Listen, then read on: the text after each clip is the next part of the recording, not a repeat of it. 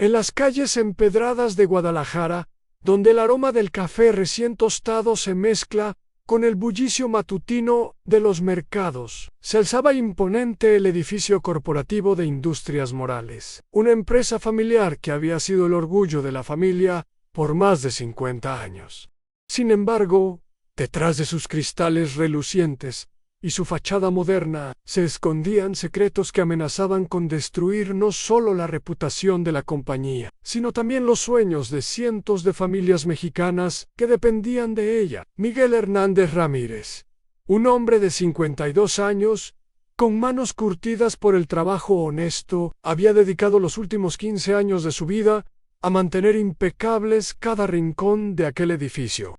Con su uniforme azul marino siempre planchado y una sonrisa sincera que iluminaba su rostro moreno, Miguel representaba todo lo que había de noble en el pueblo mexicano: a la dignidad del trabajo, el respeto por la familia y la lealtad inquebrantable hacia quienes confiaban en él. Esa mañana de febrero, cuando las primeras luces del amanecer apenas se asomaban por las montañas que rodeaban la ciudad, Miguel recibió una noticia que cambiaría el curso de su vida para siempre.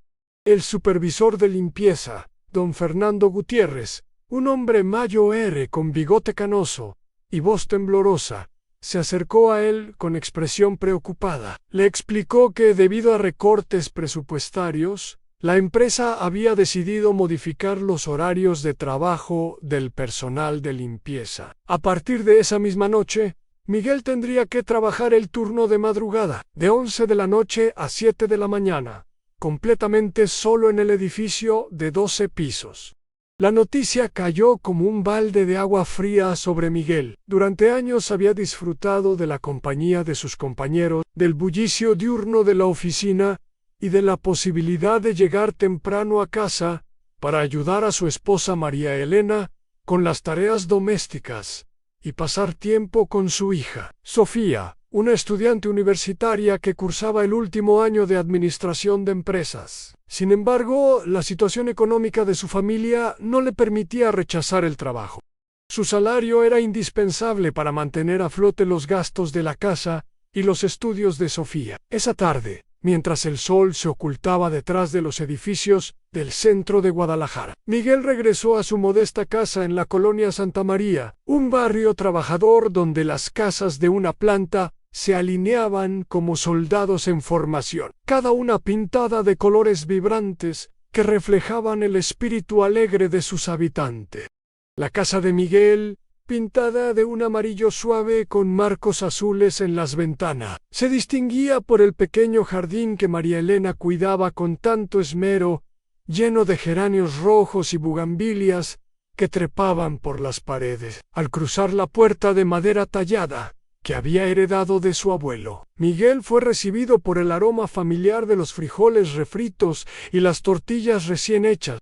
María Elena, su compañera de vida desde hacía 25 años, se acercó a él con esa sonrisa cálida que había enamorado al joven Miguel cuando ambos tenían apenas 20 años. Era una mujer de estatura media, con cabello negro recogido en una trenza y ojos café que brillaban con la sabiduría de quien había enfrentado la vida con valentía y optimismo. Miguel le contó sobre el cambio de horario mientras compartían la cena en la pequeña mesa de madera que ocupaba el centro de la cocina.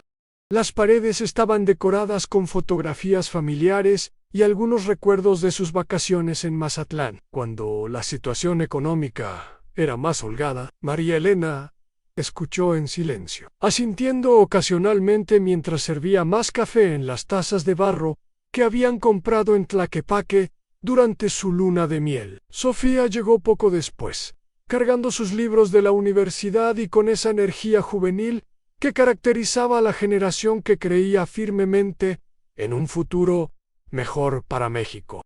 Era una joven inteligente, con los ojos expresivos de su madre y la determinación silenciosa de su padre. Estudiaba administración de empresas con la esperanza de algún día ayudar a su familia a salir de la situación económica en la que se encontraban. Cuando Miguel le explicó sobre su nuevo horario nocturno, Sofía mostró preocupación genuina.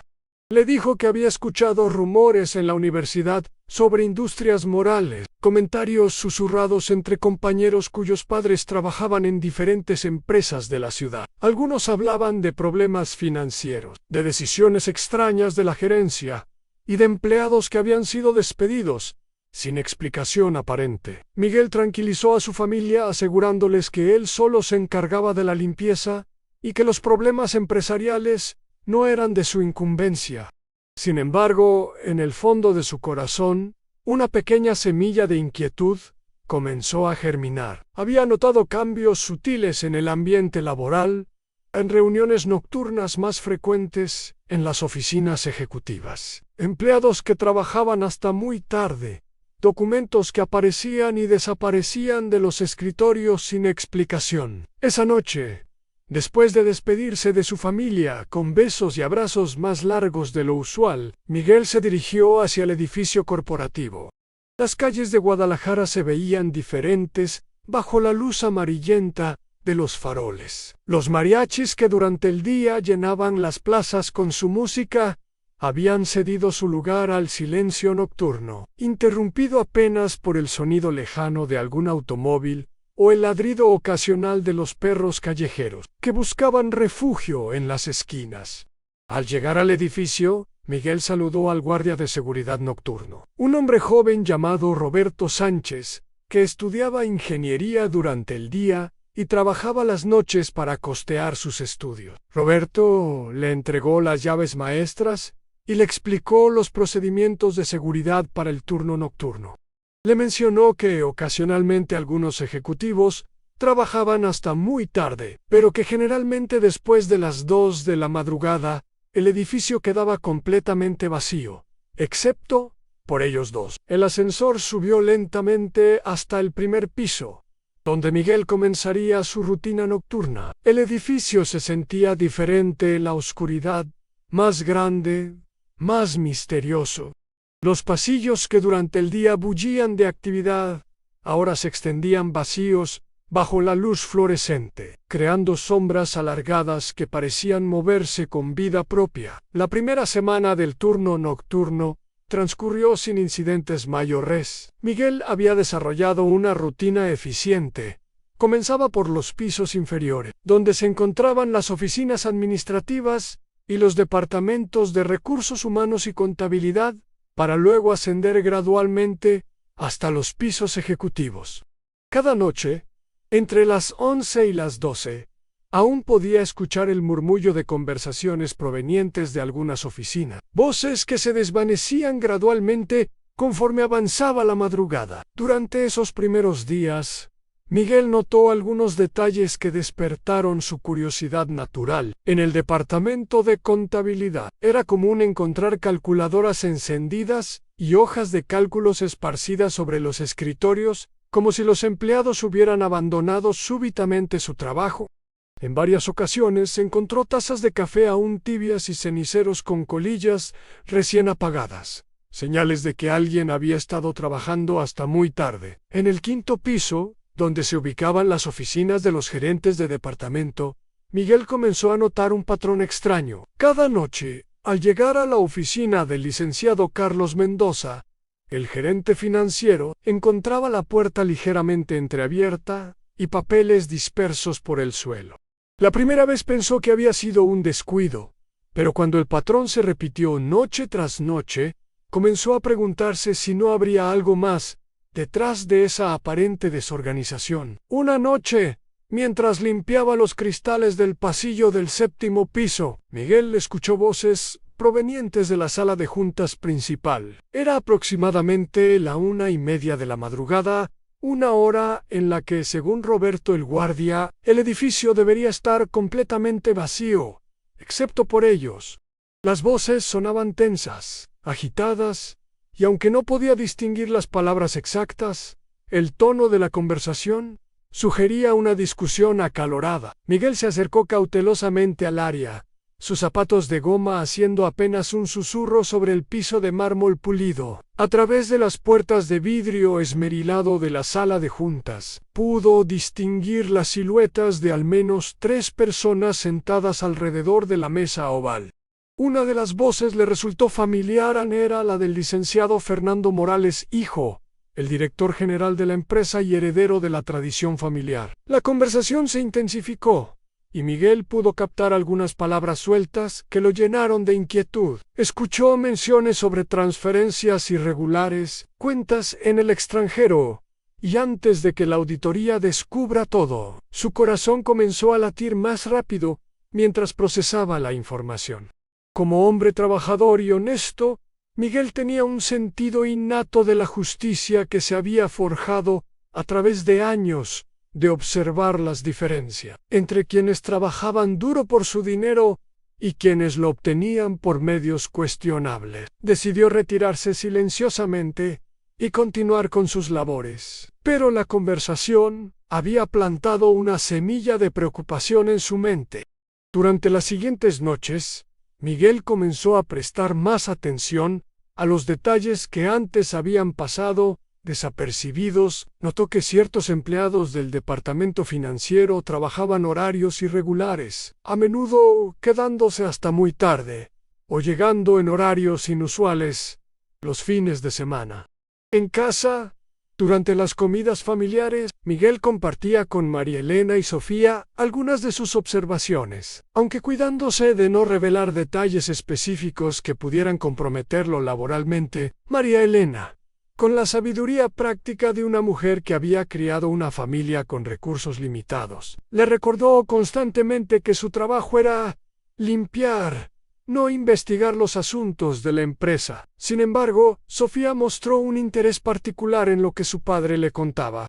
La joven universitaria había estado estudiando casos de fraude empresarial en sus clases de ética empresarial y auditoría, con la pasión de la juventud y el conocimiento académico fresco en su mente. Sofía comenzó a hacer preguntas que llevaron a Miguel a reflexionar más profundamente sobre lo que estaba observando. Le preguntó sobre los horarios de trabajo irregular, sobre los documentos que aparecían y desaparecían, sobre las reuniones nocturnas que parecían aumentar en frecuencia.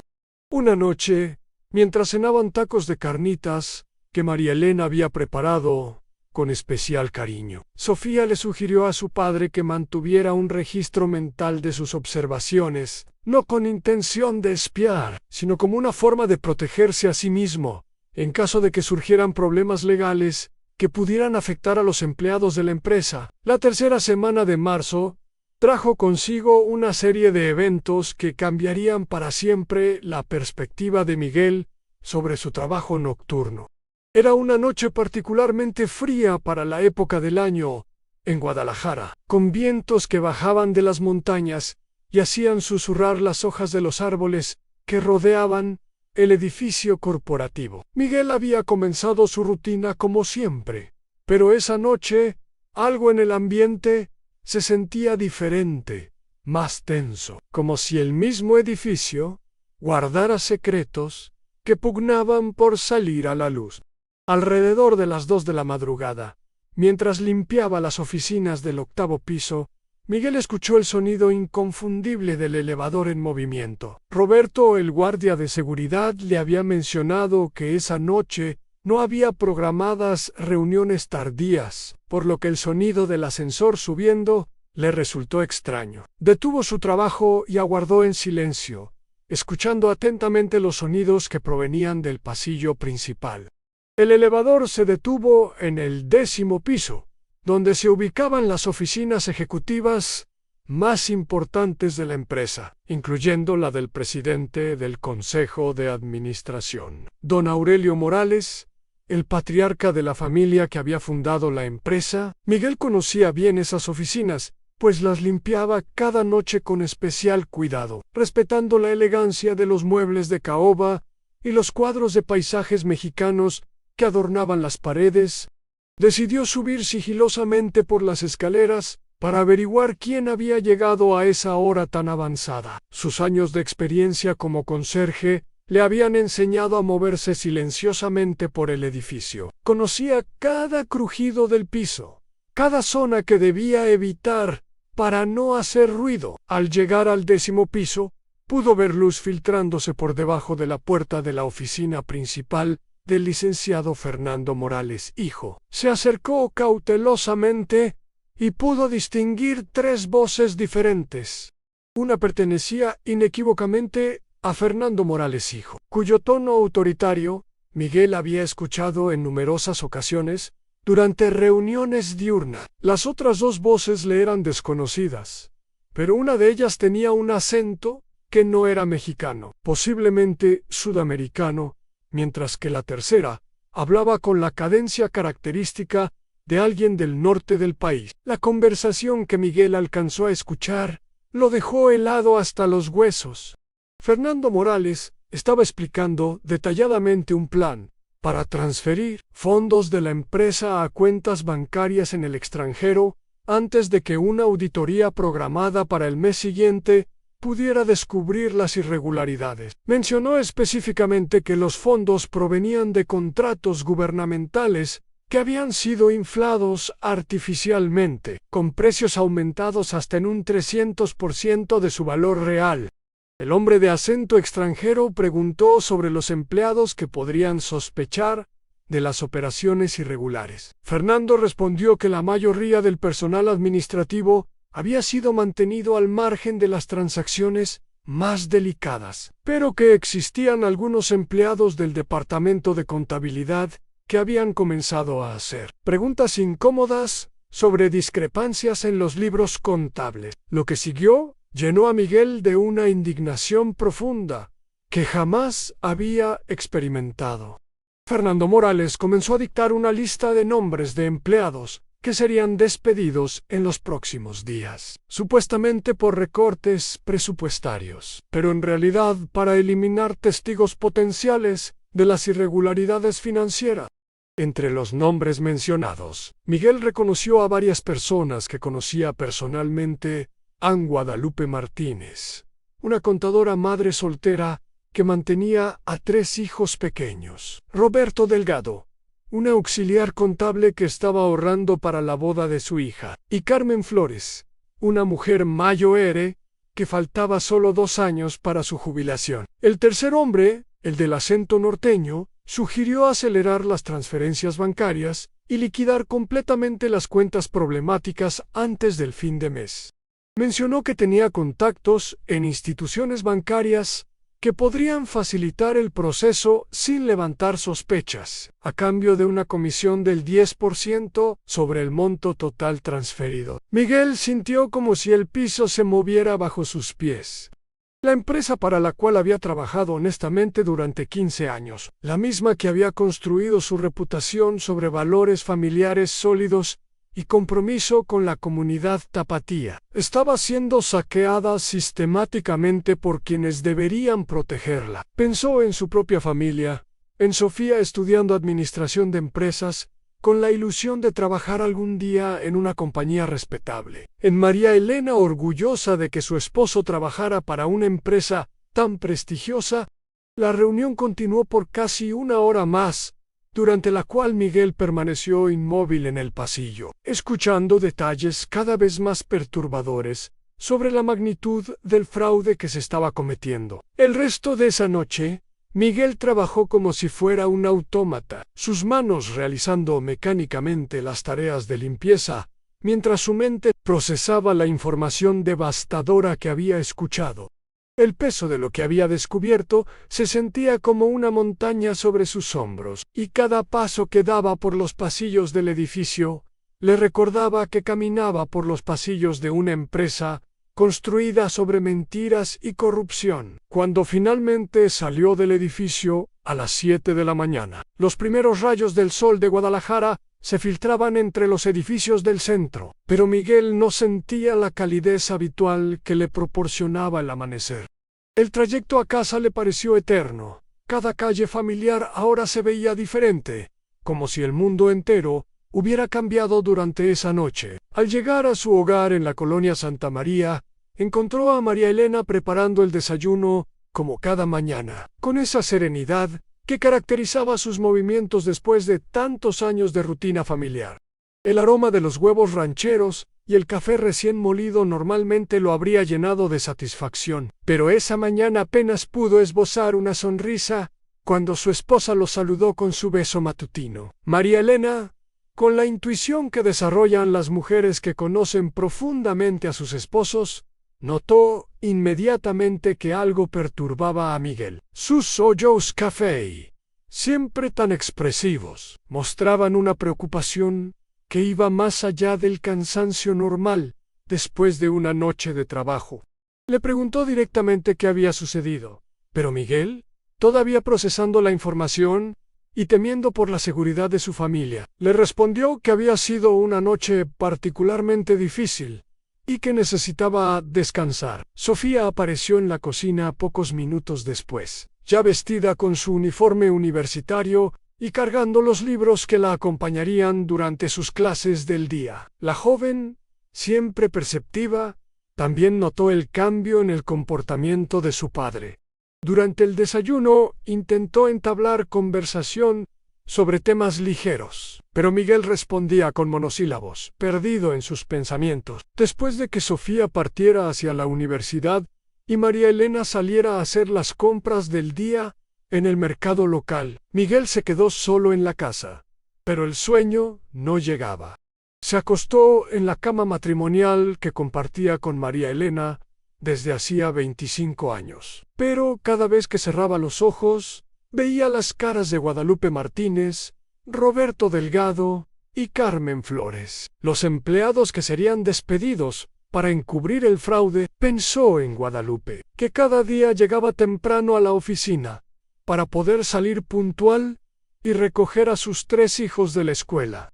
La había visto en numerosas ocasiones trabajando durante su hora de almuerzo, revisando números y calculando presupuestos con la dedicación de alguien que realmente se preocupaba por el bienestar de la empresa. La idea de que esta mujer trabajadora perdiera su empleo por proteger a los ladrones de corbata lo llenaba de una rabia silenciosa. Roberto Delgado era un hombre mayor, de aproximadamente 60 años, que había dedicado toda su vida profesional a industrias morales.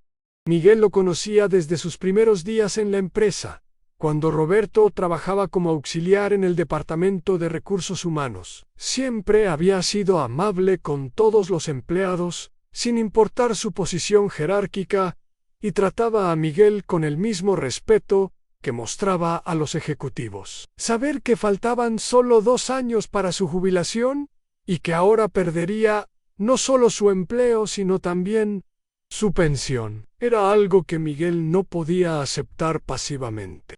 Carmen Flores representaba todo lo que había de noble en la clase trabajadora mexicana. A sus 58 años, había criado sola a 4 hijos después de enviudar joven, trabajando incansablemente para darles educación y oportunidades que ella nunca había tenido. Miguel la había visto llorar de alegría cuando su hijo menor se graduó de ingeniero, y sabía que ella había sacrificado vacaciones, ropa nueva y pequeños lujos para costear los estudios de sus hijos.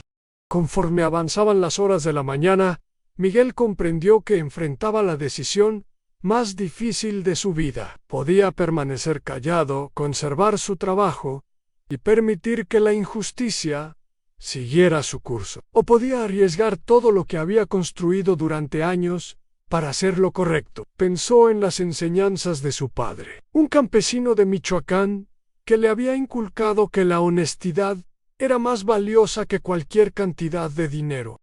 Durante los siguientes días, Miguel vivió sumergido en un tormento interno que afectaba cada aspecto de su vida diaria. En casa, trataba de mantener la apariencia de normalidad, pero María Elena y Sofía notaban su distracción constante, sus respuestas evasivas y esa mirada perdida que aparecía en su rostro cuando creía que nadie lo observaba.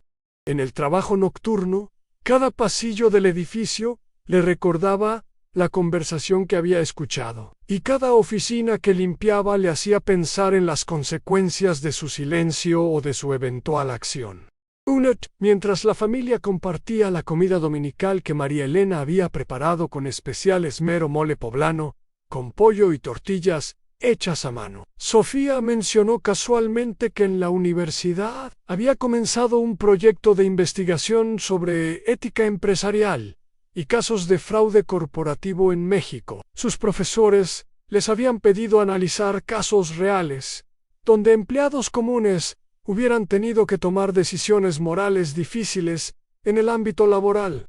Miguel sintió como si el destino le enviara una señal a través de las palabras de su hija. Sofía continuó explicando que había aprendido sobre la importancia de los whistleblowers o denunciantes internos, personas que, arriesgando su seguridad laboral y personal, habían expuesto irregularidades que afectaban no solo a las empresas, sino a la sociedad en general.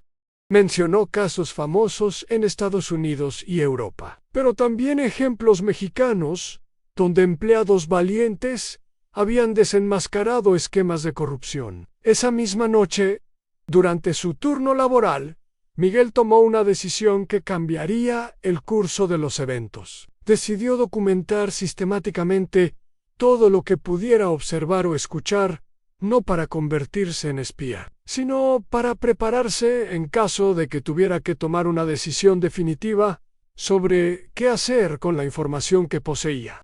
Comenzó a llevar consigo una pequeña libreta donde anotaba horarios, nombres, conversaciones fragmentarias y cualquier detalle que pudiera ser relevante. Durante la segunda semana de su investigación informal, Miguel descubrió algo que lo llenó de horror y determinación a partes iguales.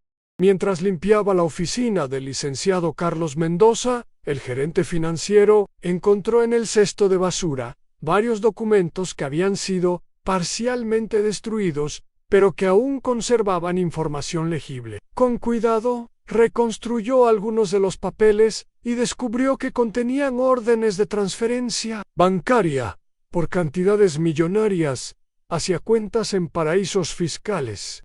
Lo más perturbador de todo era que las fechas de las transferencias coincidían exactamente con los días de pago de los empleados durante los últimos 6 meses. Miguel realizó cálculos mentales y comprendió que el dinero que había sido desviado equivalía aproximadamente al salario anual de todos los empleados de nivel medio y bajo de la empresa. En otras palabras, mientras los trabajadores honestos recibían sus salarios normales, una cantidad equivalente estaba siendo robada sistemáticamente. Esa revelación fue la gota que colmó el vaso para Miguel. Pensó en todos sus compañeros de trabajo, en las secretarias que llegaban temprano y se quedaban tarde, los auxiliares contables que revisaban meticulosamente cada número, el personal de mantenimiento que mantenía el edificio en perfectas condiciones, los guardias de seguridad que protegían las instalaciones día y noche, todos ellos trabajando honestamente, mientras sus empleadores los robaban sin el menor escrúpulo. Al día siguiente, durante el desayuno familiar, Miguel finalmente decidió compartir parte de su carga con su familia, sin entrar en detalles específicos que pudieran comprometerlos. Les explicó que había descubierto irregularidades serias en la empresa y que estaba considerando tomar algún tipo de acción. María Elena, con la preocupación natural de una esposa y madre, le recordó inmediatamente los riesgos que esto podría implicar para su seguridad laboral y familiar. Sofía, sin embargo, reaccionó de manera diferente. Con la pasión de la juventud y el conocimiento académico que había adquirido en sus clases universitarias, le preguntó a su padre sobre la naturaleza de las irregularidades y las posibles consecuencias para los empleados inocentes si éstas continuaban sin ser denunciadas. Sus preguntas fueron directas y penetrantes, obligando a Miguel a confrontar las implicaciones morales de su silencio. La conversación familiar se extendió por más de 1 hora, durante la cual Miguel pudo expresar por primera vez las dudas y temores que lo habían atormentado durante semanas. María Elena, aunque preocupada, finalmente expresó su apoyo incondicional a cualquier decisión que tomara su esposo, siempre y cuando fuera guiada por sus valores y principios. La 4ª semana de marzo marcó un punto de inflexión definitivo en la vida de Miguel. Durante una de sus noches de trabajo, mientras se encontraba limpiando las oficinas del 9º piso, escuchó nuevamente el sonido del elevador subiendo hacia los pisos ejecutivos. Esta vez, decidió ser más audaz en su observación, motivado por la necesidad de obtener información más concreta sobre las actividades fraudulentas que había estado documentando. Se las arregló para posicionarse en un lugar desde donde pudiera observar sin ser detectado, utilizando su conocimiento detallado del edificio para encontrar un punto de vista óptimo. Esta vez, pudo ver claramente a los participantes de la reunión nocturna, a Fernando Morales, hijo, el contador principal de la empresa, licenciado Raúl Vázquez, y dos hombres que no reconoció, pero que obviamente no eran empleados de Industrias Morales. La reunión de esa noche fue particularmente reveladora. Miguel pudo escuchar cómo Fernando Morales explicaba detalladamente el plan para liquidar completamente varias cuentas de la empresa antes de que llegara el equipo de auditoría externa programado para la primera semana de abril. El monto total que planeaban transferir ilegalmente ascendía a más de 50 millones de pesos, una suma que representaba prácticamente todos los ahorros y reservas de emergencia de la empresa. Lo que más impactó a Miguel fue escuchar cómo Fernando Morales hablaba despectivamente de los empleados que serían despedidos. Los llamó daños colaterales necesarios y sacrificios inevitables para el bien mayor. Cuando uno de los hombres desconocidos preguntó sobre la posibilidad de que algún empleado sospechara de las operaciones irregulares, Fernando respondió con una frialdad que heló la sangre de Miguel. Dijo que los trabajadores de nivel bajo eran demasiado ignorantes para comprender operaciones financieras complejas y que, en caso de que surgieran problemas, siempre podrían culpar a empleados específicos de malversación. Esa misma noche, Miguel tomó la decisión más valiente de su vida. Decidió que no podía permanecer callado ante semejante injusticia, sin importar las consecuencias personales que esto pudiera acarrearle. Sin embargo, también comprendió que necesitaba un plan cuidadosamente elaborado, pues enfrentarse a personas tan poderosas requería más que buenas intenciones. Al llegar a casa esa madrugada, encontró a Sofía despierta en la cocina, estudiando para un examen de auditoría que tendría al día siguiente. La luz cálida de la lámpara de mesa iluminaba sus libros abiertos y sus notas cuidadosamente organizadas. Cuando vio a su padre, notó inmediatamente la expresión de determinación mezclada con preocupación en su rostro. Miguel se sentó junto a su hija y por primera vez le contó exactamente lo que había descubierto. Le explicó sobre las reuniones nocturnas, las transferencias ilegales, los planes para despedir empleados inocentes y la magnitud del fraude que se estaba cometiendo. Sofía escuchó en silencio, ocasionalmente tomando notas en una libreta, aplicando inconscientemente los conocimientos de auditoría que había estado estudiando. Cuando Miguel terminó su relato, Sofía permaneció en silencio durante varios minutos, procesando la información. Finalmente, le preguntó a su padre si estaba dispuesto a hacer lo correcto, sabiendo que esto podría costarles todo lo que habían construido durante años. Miguel respondió sin vacilar que no podía vivir consigo mismo, sabiendo que tenía el poder de prevenir una injusticia tan grande y no había actuado. Sofía entonces propuso un plan que demostró tanto su inteligencia como su madurez emocional. Sugirió que necesitaban documentar las evidencias de manera sistemática y legal, siguiendo procedimientos que ella había aprendido en sus clases de auditoría forense. También propuso que contactaran a las autoridades apropiadas, pero no antes de asegurarse de tener suficientes pruebas para sustentar las acusaciones. La conversación entre padre e hija se extendió hasta el amanecer, durante el cual elaboraron un plan detallado para exponer el fraude. Sofía utilizó sus conocimientos universitarios para explicar a su padre qué tipo de evidencias serían más valiosas legalmente, cómo documentarlas apropiadamente y cuáles eran los canales oficiales más efectivos para reportar este tipo de irregularidades. Cuando María Elena despertó y se unió a la conversación, inicialmente mostró preocupación por los riesgos que implicaba el plan. Sin embargo, Después de comprender la magnitud de la injusticia que se estaba cometiendo y ver la determinación en los ojos de su esposo e hija, expresó su apoyo total a la decisión familiar de hacer lo correcto, sin importar las consecuencias. Los días siguientes se convirtieron en una operación clandestina, cuidadosamente orquestada por la familia Hernández. Miguel continuó con su rutina laboral nocturna, pero ahora cada movimiento tenía un propósito específico en la recolección de evidencia. Sofía había creado un sistema de documentación basado en los procedimientos que había aprendido en sus clases de auditoría forense, mientras que María Elena se encargaba de investigar los canales legales apropiados para presentar las denuncias. Durante la primera noche de su nueva misión, Miguel logró fotografiar varios documentos utilizando una pequeña cámara que Sofía había conseguido prestada de un compañero universitario que estudiaba periodismo. Las imágenes, aunque tomadas en condiciones de poca luz y con manos temblorosas por la tensión, capturaron claramente órdenes de transferencia, estados de cuenta bancarios y correspondencia entre Fernando Morales y contactos bancarios en el extranjero. La segunda noche fue aún más productiva. Miguel logró acceder a la oficina de Raúl Vázquez, el contador principal, aprovechando que el hombre había olvidado cerrar completamente un archivero donde guardaba documentos confidenciales.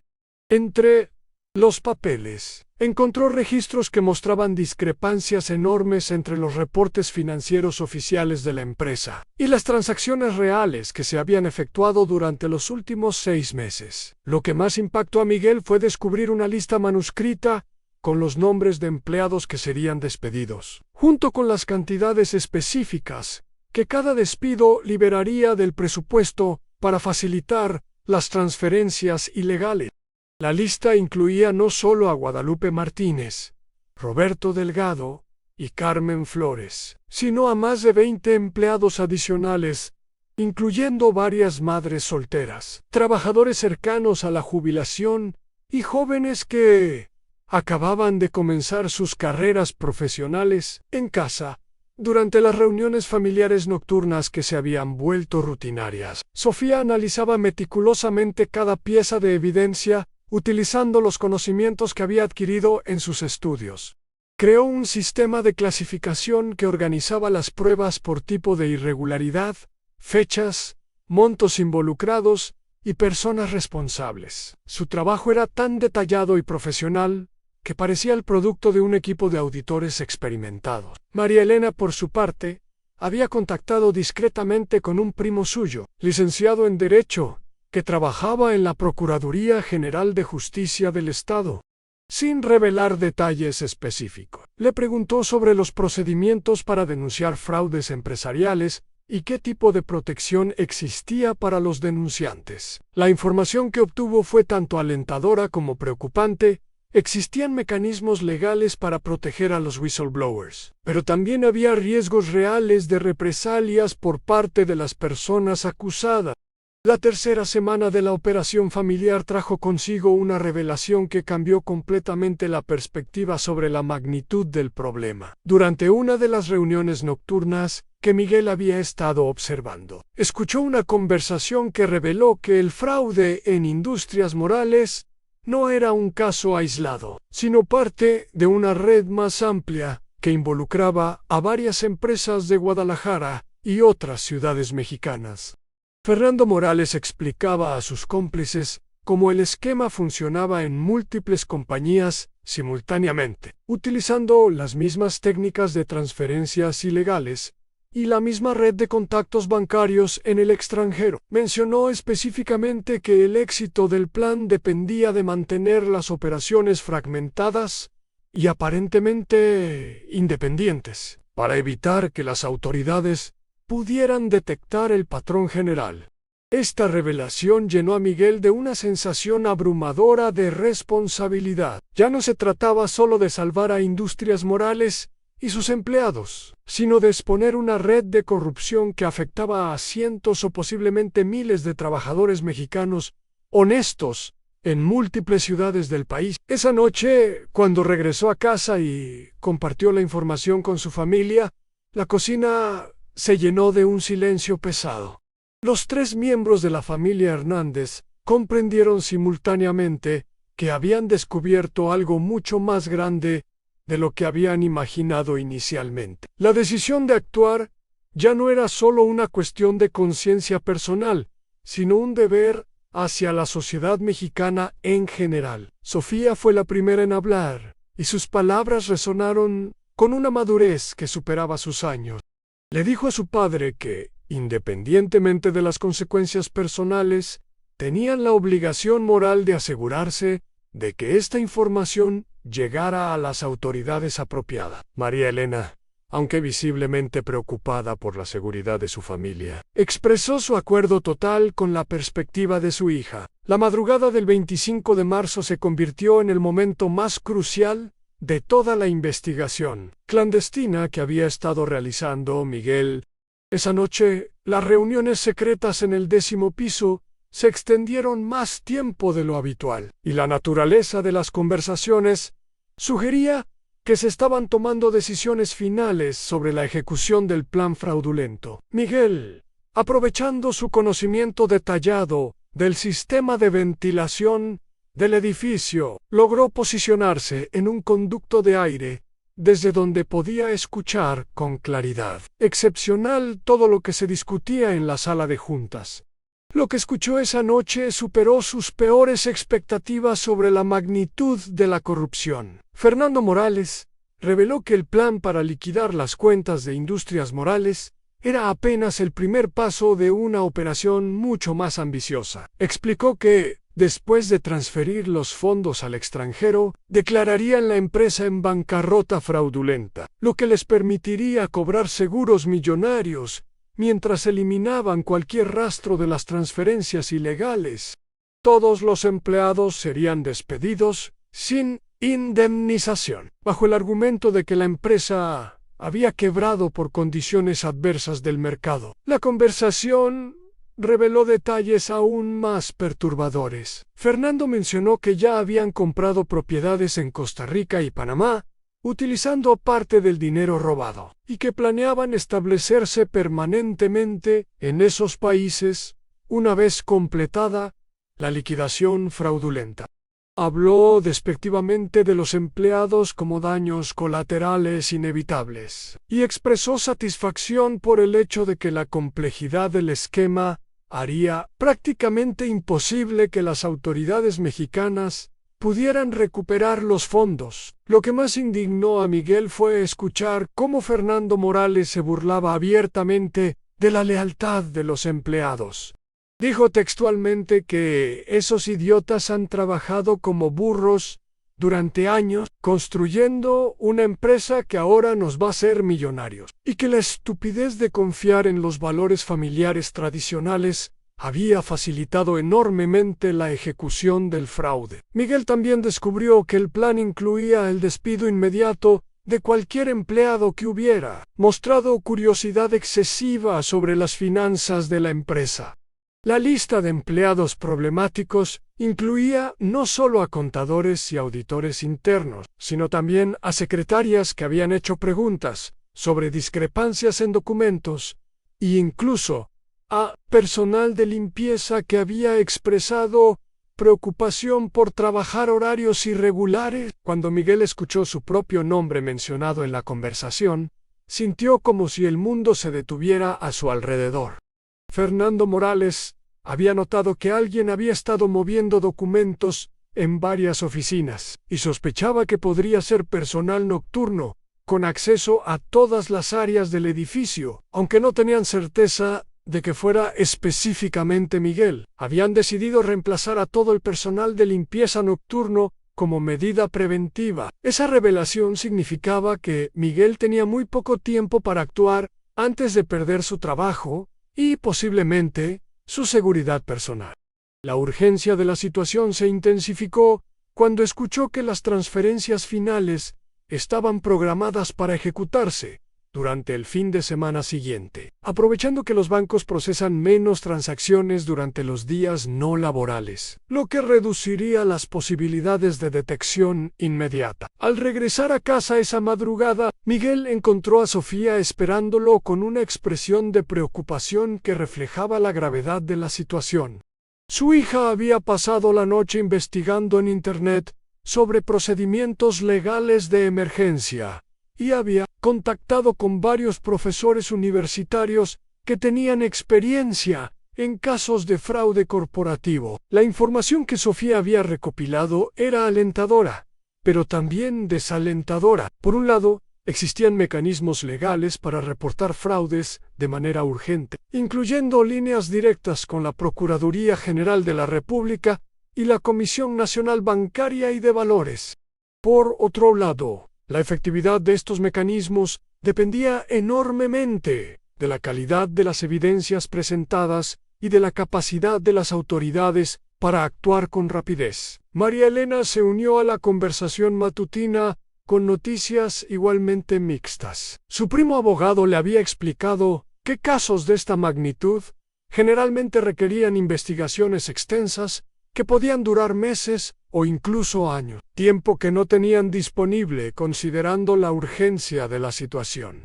Sin embargo, también le había mencionado que existía la posibilidad de obtener órdenes judiciales de emergencia para congelar cuentas bancarias si se presentaban evidencias convincentes de actividad fraudulenta inminente. La familia Hernández comprendió que habían llegado al momento de la verdad. Ya no se trataba de recopilar más información o de planear estrategias a largo plazo, sino de tomar acción inmediata para prevenir que se consumara uno de los fraudes empresariales más grandes en la historia reciente de Guadalajara. El viernes 29 de marzo, amaneció con un cielo gris que parecía reflejar la tensión que se había apoderado de la familia Hernández.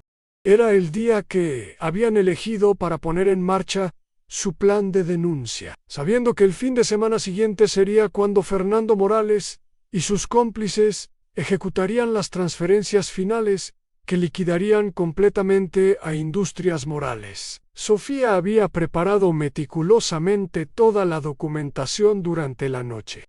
Utilizando sus conocimientos de auditoría y las evidencias que su padre había recopilado durante semanas, creó un expediente completo que incluía fotografías de documentos, cronologías detalladas de las reuniones secretas, análisis de las discrepancias financieras y un resumen ejecutivo que explicaba claramente la naturaleza y magnitud del fraude. El plan familiar contemplaba múltiples acciones simultáneas para maximizar las posibilidades de éxito.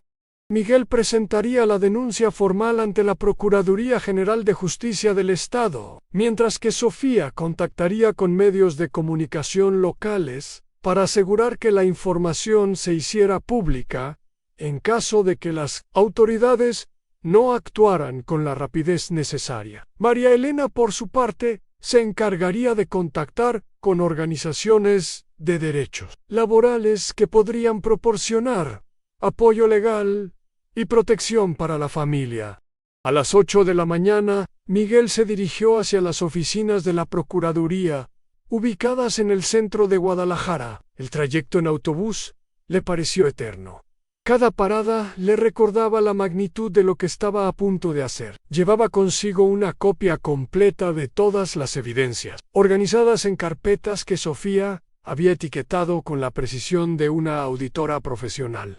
En la Procuraduría, Miguel fue atendido inicialmente por un funcionario de ventanilla que mostró escepticismo ante las acusaciones. Sin embargo, cuando Miguel comenzó a mostrar las evidencias fotográficas y los análisis detallados que Sofía había preparado, la actitud del funcionario cambió dramáticamente. El caso fue escalado inmediatamente a un fiscal especializado en delitos financieros, licenciado Arturo Salinas, un hombre de mediana edad con reputación de ser incorruptible y eficiente. El licenciado Salinas revisó meticulosamente toda la documentación durante casi 2 horas, ocasionalmente haciendo preguntas específicas que demostraban su experiencia en casos similares. Miguel respondió a cada pregunta con la honestidad y el detalle que caracterizaban su personalidad, proporcionando contexto adicional sobre sus observaciones y explicando cómo había obtenido cada pieza de evidencia.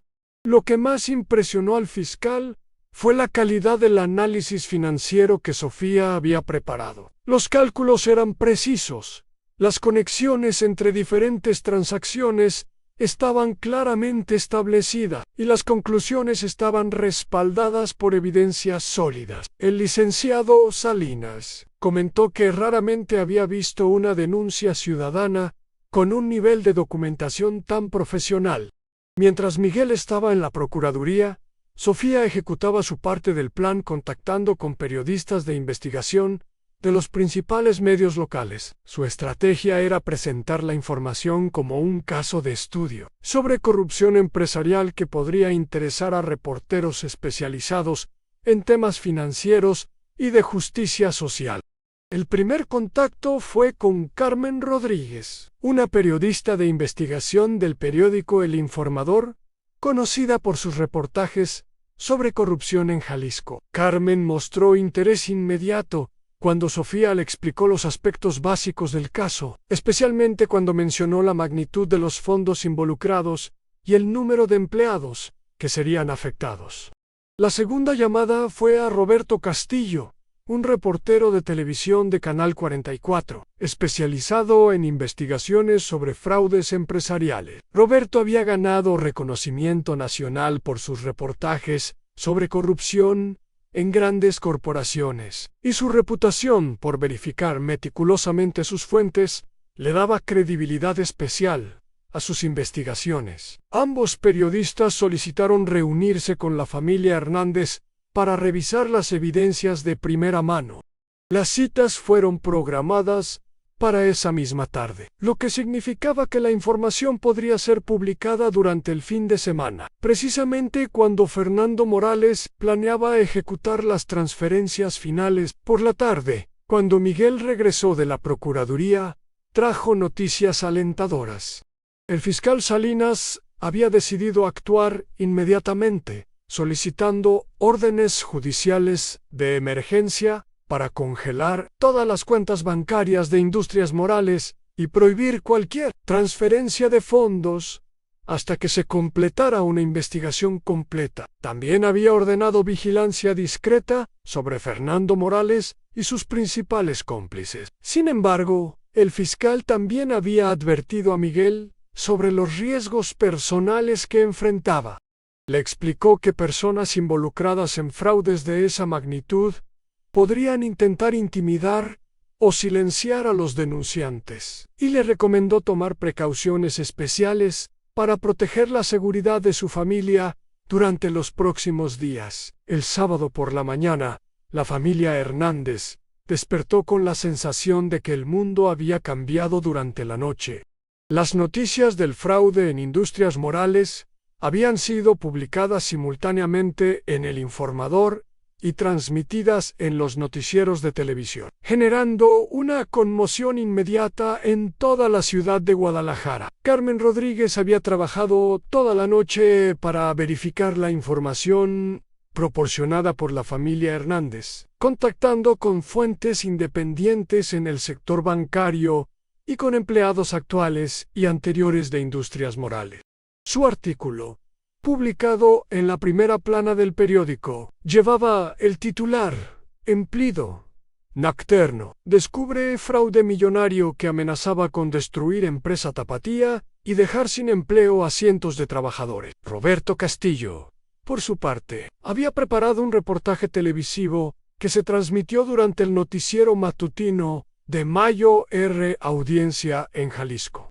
El reportaje incluía entrevistas con expertos en fraude financiero, análisis de los documentos proporcionados por Miguel y testimonios de empleados de Industrias Morales que confirmaban las irregularidades que habían observado durante los últimos meses. La reacción del público fue inmediata y abrumadora.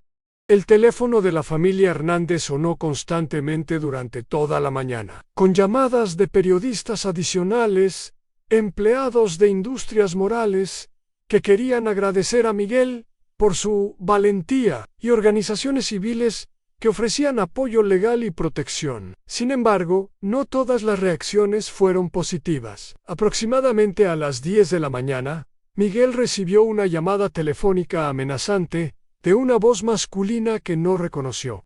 El hombre le advirtió que meterse en asuntos que no le correspondían podría tener consecuencias graves para él y su familia. Aunque Miguel trató de mantener la calma, la llamada lo llenó de preocupación por la seguridad de María Elena y Sofía. Inmediatamente contactó al licenciado Salinas, quien le aseguró que las amenazas eran una reacción típica en casos de esta naturaleza, y que ya había solicitado protección policial discreta para la familia. También le informó que las órdenes judiciales habían sido ejecutadas exitosamente durante la madrugada, congelando todas las cuentas bancarias de Industrias Morales y impidiendo cualquier transferencia adicional de fondos. Alrededor del mediodía, llegaron noticias aún más alentadoras. Fernando Morales, hijo, había sido arrestado en el aeropuerto de Guadalajara mientras intentaba abordar un vuelo hacia Costa Rica. Las autoridades habían encontrado en su equipaje documentos adicionales que confirmaban la existencia de cuentas bancarias en el extranjero y propiedades adquiridas con dinero robado de la empresa. Raúl Vázquez, el contador principal, también había sido detenido en su domicilio, donde se encontraron computadoras y discos duros que contenían registros detallados de todas las transacciones fraudulentas realizadas durante los últimos 2 años. Los otros cómplices mencionados en las reuniones secretas que Miguel había escuchado estaban siendo buscados activamente por las autoridades. Por la tarde, una multitud de empleados de Industrias Morales se congregó espontáneamente frente al edificio corporativo, llevando pancartas que agradecían a Miguel por su valentía y pedían justicia para los responsables del fraude. La manifestación fue pacífica, pero emocionalmente intensa, con trabajadores que lloraban de alivio al saber que sus empleos habían sido salvados. Guadalupe Martínez, la contadora madre soltera, que había estado en la lista de empleados a despedir, fue entrevistada por los medios de comunicación frente al edificio.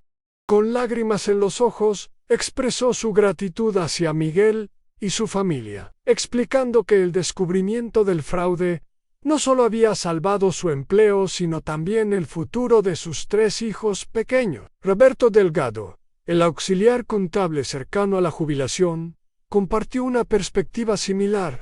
Explicó a los reporteros que había trabajado durante más de 30 años para construir su pensión de retiro, y que la revelación del fraude había protegido no solo su trabajo, sino también los ahorros para su vejez, que habían estado en peligro. Carmen Flores, la mujer mayor que faltaban solo 2 años para su jubilación, fue quizás la más emotiva en sus declaraciones. Describió cómo había sacrificado durante décadas para educar a sus 4 hijos, y cómo la posible pérdida de su empleo habría destruido todos esos esfuerzos. Su agradecimiento hacia Miguel fue tan sincero y conmovedor que varios reporteros tuvieron dificultades para mantener su compostura profesional. Al final del día, cuando la familia Hernández se reunió en su hogar para evaluar los eventos de la jornada, la sensación predominante era de alivio mezclado con orgullo. Habían tomado la decisión correcta, y las consecuencias habían sido mejores de lo que se habían atrevido a esperar. El domingo por la mañana trajo consigo una revelación que nadie en la familia Hernández había anticipado. Don Aurelio Morales, el patriarca fundador de Industrias Morales y abuelo de Fernando, apareció inesperadamente en la puerta de su casa en la colonia Santa María. Era un hombre de 78 años, con cabello completamente blanco, pero con ojos que aún conservaban la determinación que había caracterizado su exitosa carrera empresarial. Don Aurelio llegó acompañado solamente de su chofer personal, sin guardaespaldas ni comitiva, en una demostración de humildad que sorprendió a toda la familia. María Elena lo recibió con la cortesía tradicional mexicana, invitándolo a pasar y ofreciéndole café recién preparado.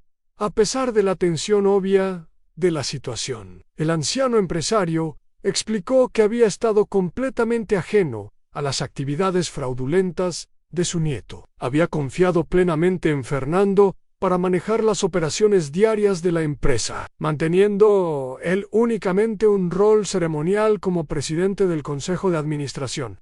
Los eventos del fin de semana habían sido un shock devastador para él, no solo por el daño financiero a la empresa, sino por la traición a los valores familiares sobre los cuales había construido el negocio. Don Aurelio expresó a Miguel una gratitud profunda, que iba más allá de las palabras. Le explicó que Industrias Morales había sido el sueño de toda su vida, construido ladrillo por ladrillo durante más de 5 décadas de trabajo honesto. Ver cómo su propio nieto había estado destruyendo ese legado le había causado un dolor indescriptible, pero saber que un empleado leal como Miguel había arriesgado todo para salvar la empresa le devolvía la fe en la naturaleza humana. El empresario también reveló información adicional que completaba el panorama del fraude. Explicó que había comenzado a notar irregularidades menores durante los últimos meses, pero que Fernando siempre tenía explicaciones técnicas que sonaban convincentes. Cambios en los reportes financieros, reuniones nocturnas que justificaba como optimización de horarios y decisiones de personal que atribuía a modernización de la estructura organizacional. Don Aurelio había empezado a sospechar seriamente cuando notó que varios empleados veteranos, personas en quienes confiaba plenamente, habían comenzado a actuar de manera evasiva cuando él les preguntaba sobre aspectos específicos de las operaciones financieras. Sin embargo, nunca imaginó que la situación fuera tan grave como la que Miguel había descubierto. La conversación en la cocina de la familia Hernández se extendió por más de 2 horas, durante las cuales don Aurelio compartió la historia completa de Industrias Morales. Había comenzado como un pequeño taller de manufacturación en 1970, empleando inicialmente solo a 5 personas. A través de trabajo duro, innovación y sobre todo trato justo a sus empleados, había crecido hasta convertirse en una de las empresas más respetadas de Guadalajara. El empresario expresó su determinación de no permitir que las acciones de su nieto destruyeran el legado de la empresa. Anunció que había decidido tomar control directo de todas las operaciones, implementar nuevos sistemas de supervisión financiera y, más importante aún, asegurar que ningún empleado perdiera su trabajo como resultado de las actividades fraudulentas. Además, don Aurelio hizo una oferta que dejó a la familia Hernández completamente sorprendida. Propuso que Miguel aceptara el puesto de director de seguridad interna de la empresa, con la responsabilidad específica de supervisar todos los procedimientos financieros para prevenir futuras irregularidades. El salario propuesto era 3 veces superior al que Miguel recibía como conserje, e incluía beneficios adicionales como seguro médico privado y un fondo de educación para Sofía. Miguel, abrumado por la propuesta, pidió tiempo para discutirlo con su familia. Don Aurelio comprendió perfectamente la necesidad de reflexión, pero antes de partir, hizo una declaración que resonó profundamente en todos los presentes. Dijo que Miguel había demostrado las cualidades más valiosas que cualquier empresa podría desear en un empleado: en honestidad, lealtad, valentía y compromiso con la justicia. Cuando don Aurelio se retiró, la familia Hernández se quedó en silencio durante varios minutos, procesando la magnitud de lo que había ocurrido. En menos de una semana, habían pasado de ser una familia trabajadora, preocupada por llegar a fin de mes, a convertirse en los protagonistas de uno de los casos más significativos de justicia laboral en la historia reciente de Guadalajara. La tarde del domingo transcurrió en una atmósfera de reflexión y planificación familiar. Tenían decisiones importantes que tomar sobre el futuro, pero por primera vez en mucho tiempo. Esas decisiones se basaban en oportunidades en lugar de necesidades económicas apremiantes. El lunes por la mañana, Miguel despertó con una sensación de propósito que no había experimentado jamás en su vida.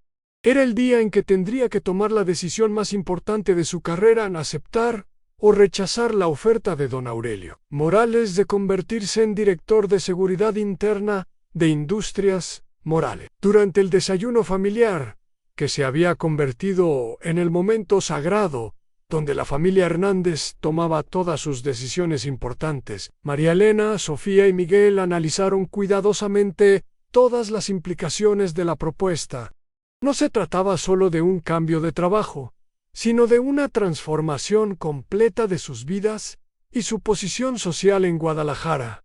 Sofía fue la primera en expresar su opinión. Con la madurez que había demostrado durante toda la crisis, explicó que veía la oferta como una oportunidad única, no solo para su padre, sino para demostrar que los valores mexicanos de honestidad y trabajo duro podían triunfar sobre la corrupción.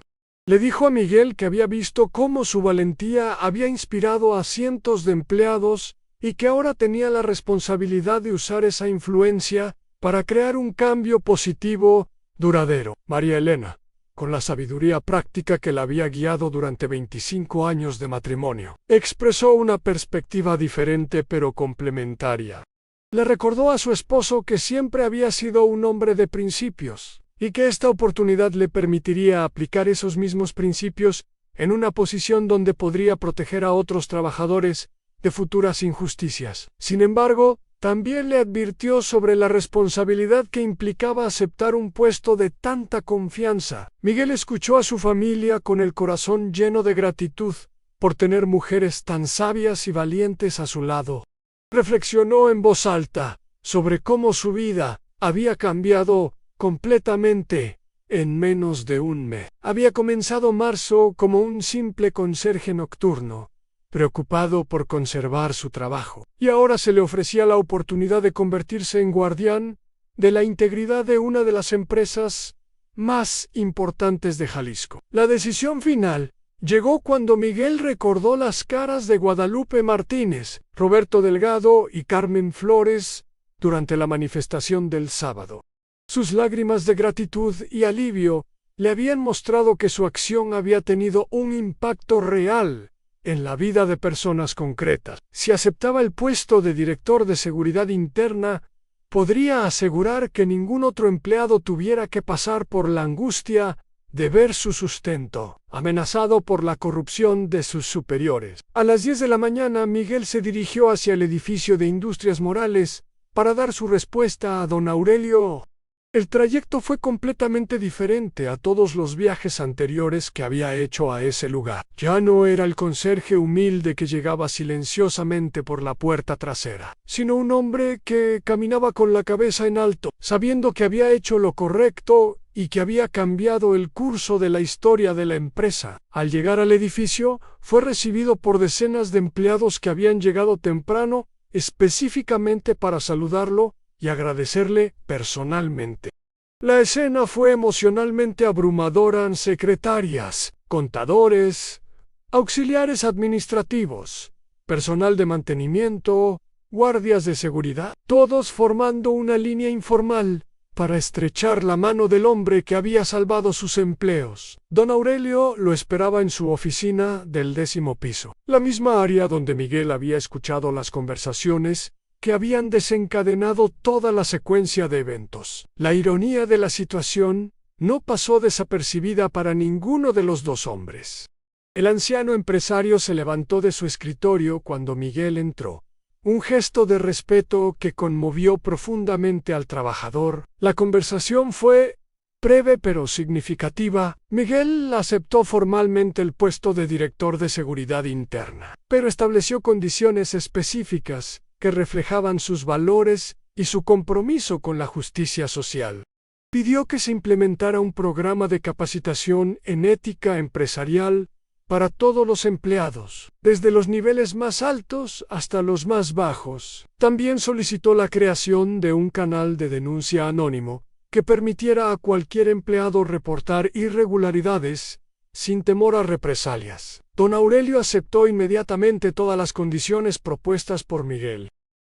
Propuso adicionar un comité de supervisión compuesto por empleados de diferentes niveles jerárquicos que se reuniría mensualmente para revisar todos los procedimientos financieros y administrativos de la empresa. El momento culminante llegó cuando don Aurelio le entregó a Miguel las llaves simbólicas de su nueva oficina y le explicó que su primera responsabilidad sería supervisar personalmente la implementación de los nuevos sistemas de seguridad financiera. Miguel aceptó las llaves con manos que temblaban ligeramente, no de nerviosismo, sino de la emoción de saber que tenía en sus manos el poder de proteger a cientos de familias trabajadoras de futuras injusticias. La noticia de la designación de Miguel se extendió rápidamente por todo el edificio. Los empleados celebraron espontáneamente, sabiendo que tenían a alguien de confianza vigilando por sus intereses y que la empresa había tomado medidas concretas para prevenir futuros fraudes. 6 meses después de aquella madrugada del 25 de marzo, que había cambiado su vida para siempre, Miguel se encontraba en su nueva oficina en el 9º piso de Industrias Morales, revisando los reportes mensuales de seguridad financiera que se habían convertido en su responsabilidad diaria. A través de la ventana podía ver la ciudad de Guadalajara extendiéndose hacia el horizonte, con sus iglesias coloniales y edificios modernos, creando un paisaje que representaba perfectamente la mezcla de tradición e innovación que caracterizaba a su México querido. La transformación de Industrias Morales había sido completa y ejemplar. Los nuevos sistemas de supervisión financiera implementados bajo la dirección de Miguel habían creado múltiples niveles de verificación que hacían prácticamente imposible que se repitieran los fraudes del pasado. Cada transacción financiera superior a cierta cantidad requería la aprobación de al menos 3 personas diferentes, y todos los movimientos bancarios eran revisados semanalmente por un comité compuesto por empleados de diferentes departamentos. El programa de capacitación en ética empresarial que Miguel había propuesto se había convertido en un modelo que otras empresas de Jalisco habían comenzado a adoptar. Cada mes, representantes de diferentes compañías visitaban Industrias Morales para aprender sobre las mejores prácticas de prevención de fraudes y promoción de la integridad laboral. El canal de denuncia anónimo que Miguel había establecido había demostrado ser una herramienta valiosa no solo para prevenir irregularidades financieras, sino también para mejorar las condiciones laborales en general.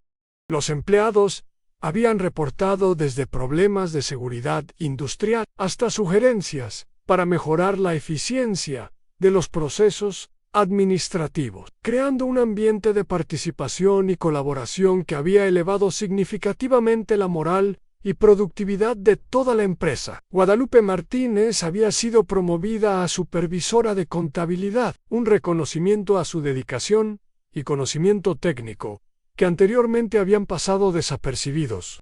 Con su nuevo salario, había podido inscribir a sus 3 hijos en una escuela privada de mejor calidad, asegurando que tuvieran mejores oportunidades educativas para el futuro. Roberto Delgado había decidido posponer su jubilación por 2 años adicionales, no por necesidad económica, sino porque se sentía renovadamente motivado por trabajar en una empresa donde sus décadas de experiencia eran verdaderamente valoradas y respetadas.